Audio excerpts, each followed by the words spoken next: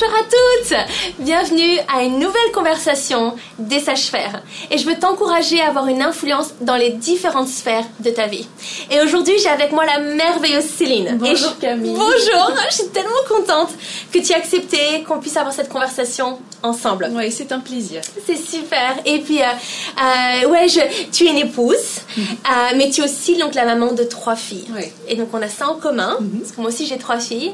Et je suis tellement contente aussi parce que ça fait plusieurs années qu'on se connaît et on a eu l'occasion d'avoir différentes conversations. Mais c'est vrai que toi, tu es dans un autre campus. Mais j'aime tellement le fait que tu sois... Donc, tu es une femme qui est... La sagesse de Dieu sur ta vie et aussi ta douceur et ta sensibilité. Donc, merci. C'est vrai. Donc, je suis vraiment contente que tu aies accepté. Et donc, aujourd'hui, les filles, on va avoir une conversation autour des limites saines. Parce que la réalité, c'est que les limites, elles sont tellement importantes et elles sont liées à tellement de différents domaines dans nos vies. Mais on va spécifiquement parler d'avoir autour de nos attentes. On peut se retrouver dans des situations où on s'attend à ce que certaines personnes comblent nos besoins. On a des exigences et des attentes, des besoins affectifs qu'on a besoin de combler. Mais au final, seul Dieu peut combler ses attentes et ses besoins. Et donc, ces besoins, on les a, c'est évident dans les différentes relations. Par exemple, pour notre conjoint, on s'attend à ce que notre conjoint nous parle de son amour pour nous prenne dans ses bras, nous rassure. On peut aussi s'attendre à ce que nos amis veuillent passer du temps avec nous. Et on peut aussi s'attendre notamment à ce que notre patron, notre boss, accepte de répondre à nos questions si on en avait. Donc on a ces attentes, on a ces besoins, c'est évident. Mais c'est important de ne pas tenir les gens responsables pour quelque chose que seul Dieu peut avant tout faire et être dans nos vies. Et donc la première question que j'ai pour toi, Céline, c'est le fait que on est dans une culture qui communique que les personnes autour de nous sont censées combler nos besoins. Si on a un besoin, c'est les personnes qui vont pouvoir satisfaire tel ou tel besoin. Mais du coup, il y a vraiment de réaliser qu'on sera souvent déçu ou frustré si on s'attend à ça en fait.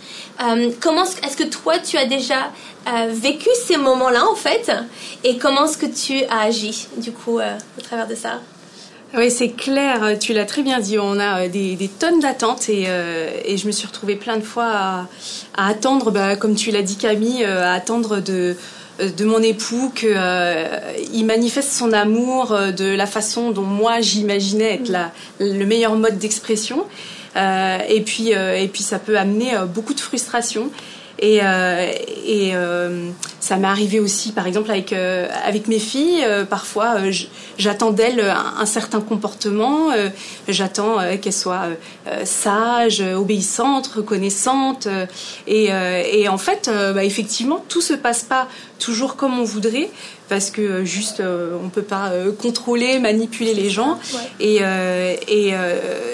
Du coup, il y a tout un piège autour de ça, parce qu'on peut ou réagir en mode hérisson, c'est-à-dire que on va devenir agressif parce que on est frustré, ou c'est pas forcément mieux, en mode on dit en mode tortue, on se replie sur soi et puis tant pis finalement, et nourrir des pensées on m'aime pas, je suis pas assez importante. Donc voilà, il y a toujours ce piège qui est là, et donc oui, c'est clair, avoir des attentes et qui sont pas comblées, ça arrive tout le temps. Ouais. Et c'est ça en fait, et ça joue du coup sur les émotions. Si on dépend en fait, si notre joie dépend de ce que font les gens ou non, on va vivre tellement de jours en fait où on sera malheureuse et déçue, frustrée et un peu comme un yo-yo en fait. Oui. Du coup, quand les gens sont super avec nous, on est heureux, et quand c'est pas le cas. Et donc du coup, c'est pas une vie qu'on veut mener en fait. On veut pas être dirigé par nos émotions, et si les personnes ont ont comblé nos attentes. Donc, oui. Je pense que c'est de réaliser ça aujourd'hui. Il faut qu'on réalise ça, les filles, aujourd'hui. Oui, c'est clair. Nos émotions, elles sont bonnes parce qu'elles indiquent un peu ce qui se passe à l'intérieur. Ouais. Donc, ça nous permet ensuite de comprendre. C'est des pistes pour chercher pourquoi je ressens ça, qu'est-ce qui se passe, de quoi j'ai réellement besoin, comment je peux gérer ça. Mais ça peut aussi, si on les écoute trop, nous tromper. Hein. La Bible, elle le dit, notre cœur, il est trompeur.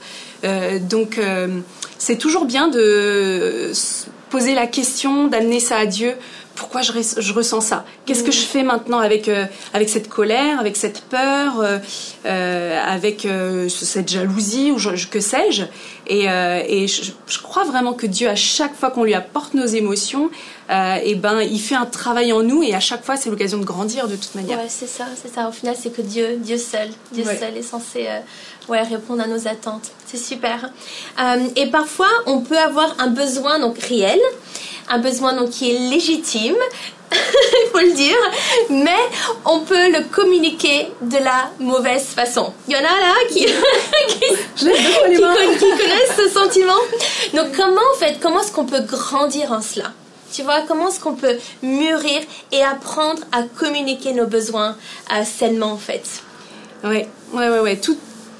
Tellement de fois, je me suis retrouvée à vouloir régler tout de suite un problème, si je peux dire, en tout cas un conflit, et alors que la personne, elle n'était pas forcément disponible à ce moment-là ou disposée.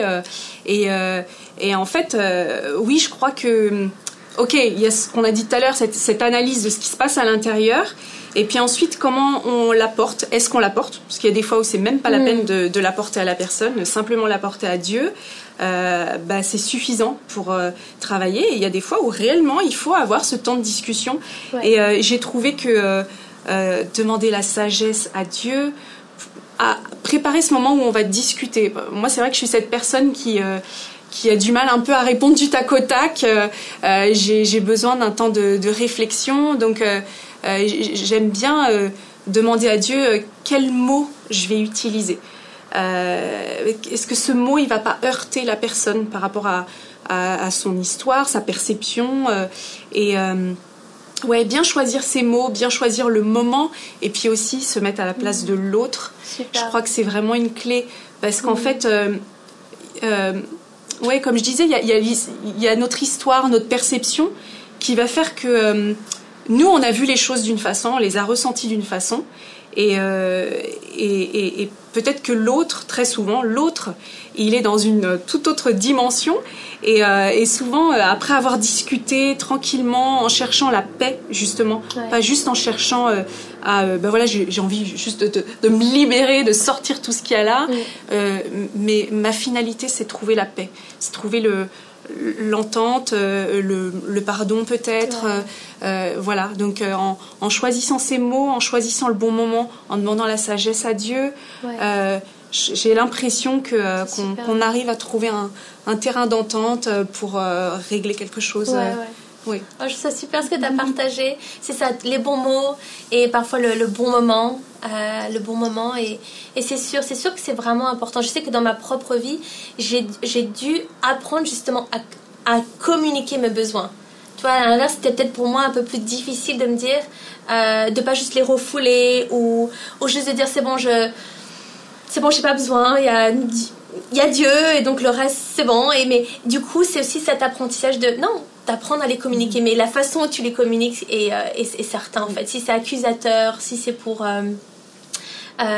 juste critiquer la personne, c'est sûr que ça mène aucun fruit. Et c'est clair que ça prend une maîtrise de soi aussi, de se dire je vais les communiquer de la bonne manière en fait, et prendre comme tu as dit, tu sais, de me mettre à la place de la personne. Je pense que ça c'est vraiment vraiment important, et c'est de la sagesse. Donc on peut tout grandir là-dessus. C'est super. Il y a une notion aussi à laquelle je pense, c'est la confiance. Avoir confiance en l'autre, confiance qu'il va être capable de me comprendre. Peut-être ça va prendre un certain temps, mais confiance dans cette capacité à l'autre à vouloir la paix aussi, à vouloir se comprendre et que laisser le temps aussi.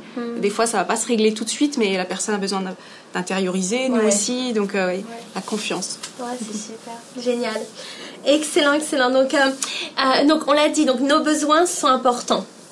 Ça, c'est sûr. On veut surtout, on veut réaliser ça. Nos besoins sont importants. Mais comment est-ce qu'on fait pour faire la différence entre la responsabilité de Dieu, en fait, pour combler pleinement nos attentes, mais aussi, et aussi celle des autres, en fait. Parce que Dieu veut combler clairement tous nos besoins spirituels, émotionnels. Mais tu sais, il y a aussi ces autres besoins, en fait, et la responsabilité des autres. Comment est-ce qu'on peut faire la part, en fait, de ça? On est entouré de tout un tas de personnes et chacun a une place dans notre vie, un rôle. Nous aussi, on a une place et un rôle dans la vie de notre entourage. Et parfois, c'est bien de se poser cette question, est-ce que je donne vraiment à l'autre la place qu'il doit avoir ? Peut-être que je lui donne pas assez, ou peut-être que je lui donne trop, que j'attends trop. Quelle responsabilité à chacun. Des fois, peut-être qu'on veut faire porter à l'autre une responsabilité qui n'est pas la sienne.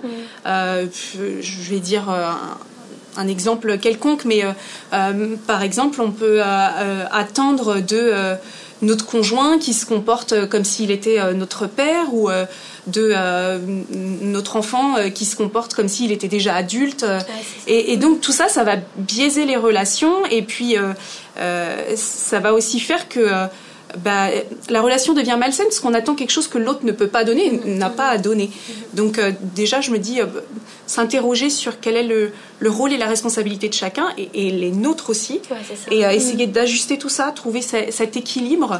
Et il y a de toute manière un rôle que personne d'autre peut avoir, c'est celui de Dieu dans notre vie. Donc moi, j'ai une phrase que j'aime vraiment beaucoup, que j'ai retenue. J'ai entendu une femme prononcer cette phrase qui dit que si tu mets Dieu au centre, toutes les autres choses, elles reviennent à leur place. Et je crois que oui, quand Dieu il est au centre, il nous aide à avoir cet équilibre dans tous les domaines de notre vie, y compris dans nos relations. C'est tellement vrai, c'est tellement juste. Et puis c'est aussi c'est ça, comme tu dis aussi les motivations, quoi. Se demander quelles sont mes motivations autour de ces divers besoins, en fait. Pourquoi est-ce que je veux telle ou telle chose, pourquoi est-ce que je les veux maintenant, et pourquoi, en fait, et après se peut se demander, est-ce que le Seigneur, est-ce que la place de Dieu, en fait, dans notre vie, quoi, pour s'assurer qu'il déverse dans nos vies, en fait, tout ce qu'il a envie de déverser pour qu'on soit comblé, en fait, avant tout en lui. Non, c'est super. Et donc du coup, je pense que ça revient à cette question qui est tellement importante et cruciale, c'est du coup, comment passer ce temps, en fait, avec Dieu pour qu'il soit notre source. Parce qu'au final, c'est ça, en fait, s'il est notre source, on sera en mesure de pouvoir déverser dans la vie des autres, en fait, et être une bénédiction, en fait. Ultimement, c'est ce qu'on veut en tant que femme, tu vois, c'est d'être remplie de Dieu, comblée par Dieu, pour déverser et être une bénédiction dans la vie des autres. Et comment est-ce que toi tu vis ça au quotidien, en fait, que Dieu soit ta source, en fait. C'est vrai que ça se met en place au fur et à mesure. On a des saisons différentes, un planning différent, mais quoi qu'il en soit, je pense on doit avoir un temps qui est programmé, un temps un rendez-vous quotidien avec Dieu, et ça demande ça demande la discipline, un mot qu'on n'aime pas trop, mais qui nous fait du bien. J'ai programmé ce rendez-vous avec Dieu, et ça m'arrive de le rater. Et c'est vrai que quand je le rate, je vois tout de suite pourquoi il ne faut pas rater ce moment-là. Mais je crois aussi qu'on a ces temps spontanés.